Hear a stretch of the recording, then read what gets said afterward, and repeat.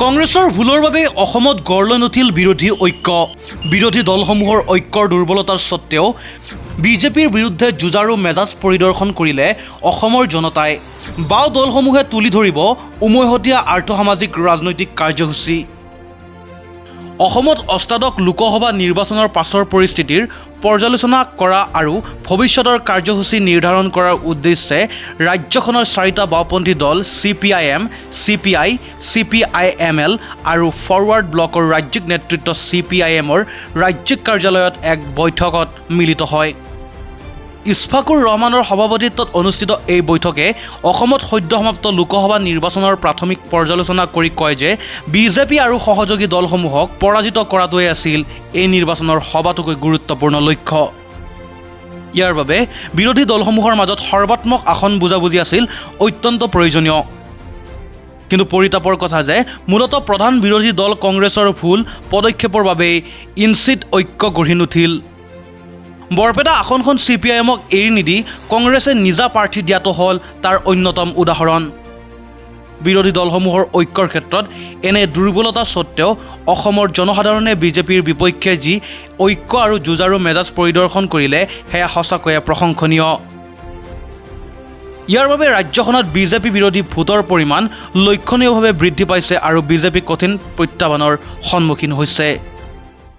BJP, AGP, UPPLৰ বিৰুদ্ধে এজন প্ৰাৰ্থী দিয়াৰ যিটো লক্ষ্য আছিল সেই লক্ষ্যত আমি পূৰাপূৰিভাৱে উপনীত হ'ব নোৱাৰিলোঁ। এইটো ঠিক যে কেইটামান সমষ্টিত কোনো মানে দুজন প্ৰাৰ্থী নাছিলে বিৰোধী দলবিলাকৰ, এজনেই আছিল প্ৰাৰ্থী কেইবাটাও সমষ্টিত, কিন্তু কেইবাটাও সমষ্টিত কিন্তু এইটো সম্ভৱ হৈ উঠা নাই। আৰু আমি এই ক্ষেত্ৰত আমাৰ কালিৰ আলোচনা যিটো হৈছে এই ক্ষেত্ৰত ৰাজ্যখনৰ প্ৰধান বিৰোধী দল হিচাপে কংগ্ৰেছ দলে যি দায়িত্ব পালন কৰিব লাগিছিল, যি ভূমিকা গ্ৰহণ কৰিব লাগিছিল, সেই ভূমিকাটো তেওঁলোকে গ্ৰহণ কৰিব নোৱাৰাৰ বাবেই এই সৰ্বাত্মক ঐক্যটো গঢ়ি নুঠিল। গতিকে এইবিলাকে আমাৰ ঐক্য ক্ষতিগ্ৰস্ত কৰিছে।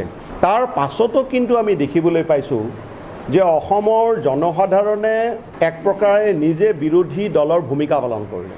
তেওঁলোকে যি ধৰণৰ ঐক্য গঢ়ি তুলিলে, গতিকে কালি আমি বাওঁপন্থী দলৰ সভাত আমি অসমৰ জনসাধাৰণে যি ঐক্য প্ৰদৰ্শন কৰিলে, এই ঐক্য প্ৰদৰ্শন কৰাৰ কাৰণে বিশেষকৈ বিজেপি বিৰোধী ঐক্য, তাৰ কাৰণে আমি অসমৰ জনসাধাৰণৰ ওচৰত আমি কৃতজ্ঞতা জ্ঞাপন কৰিছোঁ আৰু অভিনন্দন জ্ঞাপন কৰিছোঁ। আনকি বিজেপি দল ৰুলিং পাৰ্টি হয়, তেওঁলোকে ইমান নমনীয়তা প্ৰদৰ্শন কৰিছে, নিজে 11টাত খেলিছে, 3টা বেলেগক দিছে। কিন্তু কংগ্ৰেছ বিৰোধী দল তেওঁলোকেতো এটাহে দিলে। গতিকে এই ক্ষেত্ৰত আমি মানে বাওঁপন্থী দলবিলাকে দেখিছোঁ যে অসমৰ ৰাইজে যিটো বিজেপিৰ বিৰুদ্ধে যিটো দৃঢ় ঐক্য প্ৰদৰ্শন কৰিছিলে, সেইটো কৰিছে বা কৰিছে সেইটো আৰু বেছি মানে ফলপ্ৰসূ হোৱাৰ সুবিধা আছিলে।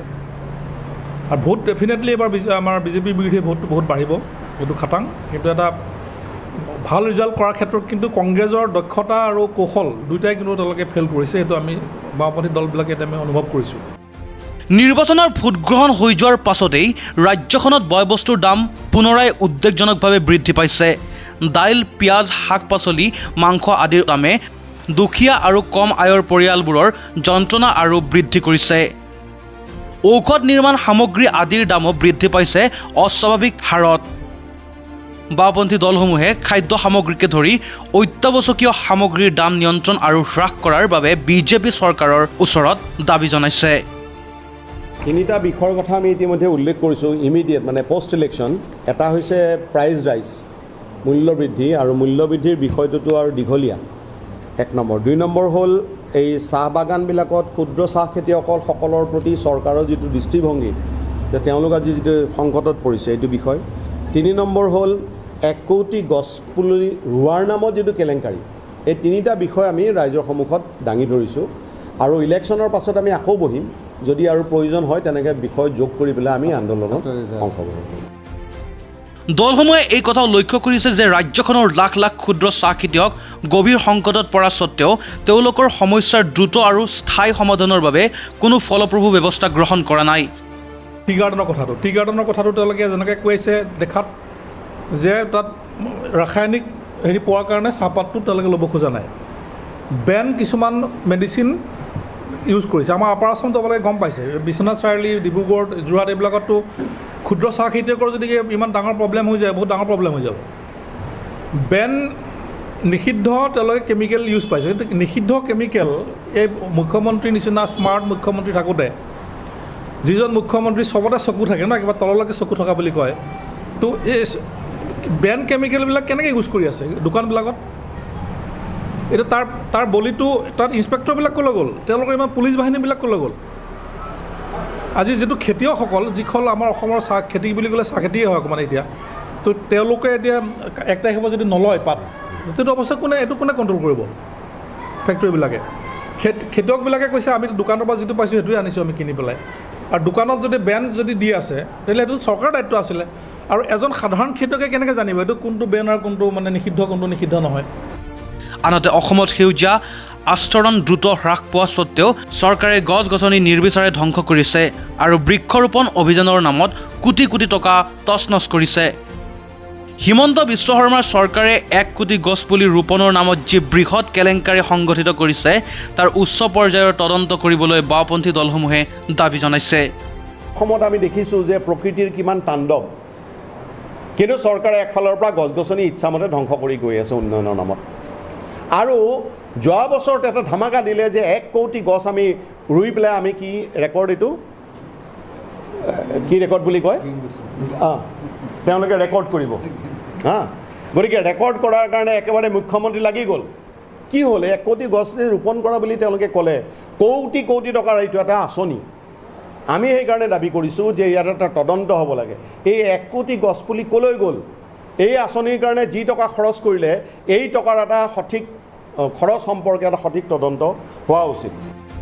বাওঁপন্থী দলসমূহে আগত দিনবোৰত ৰাজ্যখনত জনসাধাৰণৰ জীৱন জীৱিকাৰ সমস্যাৱলী সমাধানৰ দাবীত শক্তিশালী জনমত গঠন কৰা আৰু ধাৰাবাহিক আন্দোলন গঢ়ি তুলিবলৈ সিদ্ধান্ত গ্ৰহণ কৰিছে।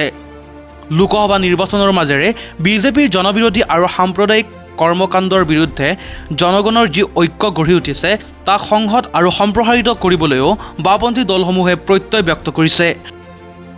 অসমৰ জনসাধাৰণৰ সন্মুখত এখন উমৈহতীয়া আৰ্থ-সামাজিক ৰাজনৈতিক কাৰ্যসূচী তুলি ধৰিবলৈও বৈঠকে সিদ্ধান্ত গ্ৰহণ কৰে।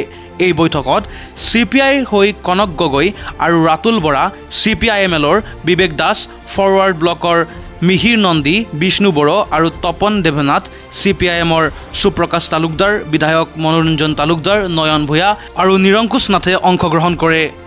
বিজেপি বিৰুদ্ধে আমাৰ দলবিলাক ঐক্যবদ্ধ হ'বই লাগিব, যিহেতু বিজেপি দলৰ বা RSSৰ যি দৰ্শন আৰু এজেণ্ডা, এই এজেণ্ডাৰ ভিত্তিত আমাৰ দেশৰ সংবিধানৰ সাংঘাতিক প্ৰত্যাহ্বানৰ সন্মুখীন হৈছে।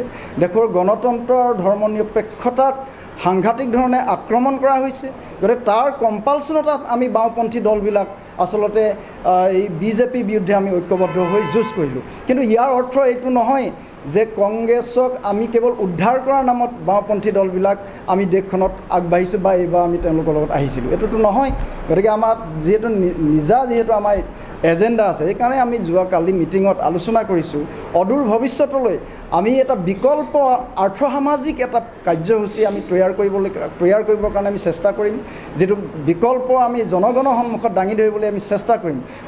অসংখ্য জ্বলন্ত সমস্যা আছে, এই সমস্যাবিলাক আজি সমাধান কৰাৰ ক্ষেত্ৰত কিন্তু চৰকাৰবিলাক ব্যৰ্থ হৈছে। যি চৰকাৰেই নাহক, বিজেপি নেতৃত্বাধীন হওক, কংগ্ৰেছ নেতৃত্বাধীন হওক, আজি তেওঁলোকৰ এই ইকনমিক যিটো নীতি, এই নীতিটোৰ ফলতে আচলতে এই বাৰ্নিং প্ৰব্লেমবিলাক সদায় মানে এক্সিষ্ট হৈ আছে।